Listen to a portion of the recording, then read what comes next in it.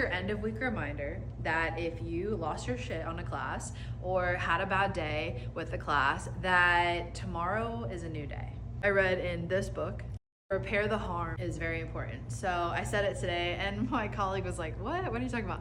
I was like, I have to go repair the harm with one of my classes. It's basically a moment where you may have lashed out or you felt like you didn't handle it the best way you could have. And then it's how you take 24 hours to kind of debrief and like reflect and ask yourself some questions. Things I like to ask myself is like, I'm all about controlling the environment, not the kid. So my question to myself is, what could I have done differently, right? Where did it go wrong? What could I have done differently? And what did I want it to look like? I think about those things and then I make a plan moving forward, present the class. I started class and I was like, look, I was reflecting about the other day and I want to have a chat.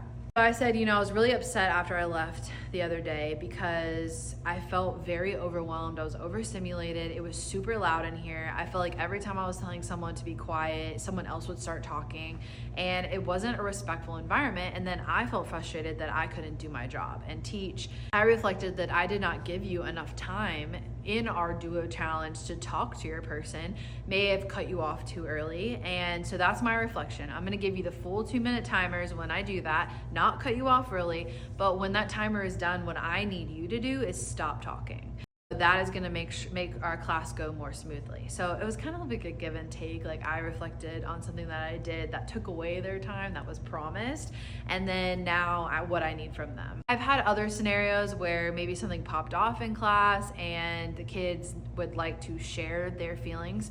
I do not recommend doing that full class unless you're comfortable with that, but usually when I have something that's very sensitive, I have them write down their feelings and then I do it too. We like all write down our feelings and then I read them and then make a constructive conversation the next day. So that is my version of repairing the harm, but it is important. I think that's what this message is for, is that to remind you that it does work, because today was so much better. And I felt like it showed that I'm a human, and I make that very well known. Like, I'm a human, I mess up too. They need to see an adult model a healthy repair. They need to know what it looks like when you say, I did this wrong, and here's how we're gonna fix it, we're gonna make a plan. Because not a lot of our kids see good models of that.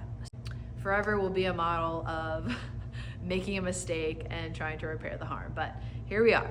So that's your reminder. Let me know in the comments below if you had to repair the harm this week like I did.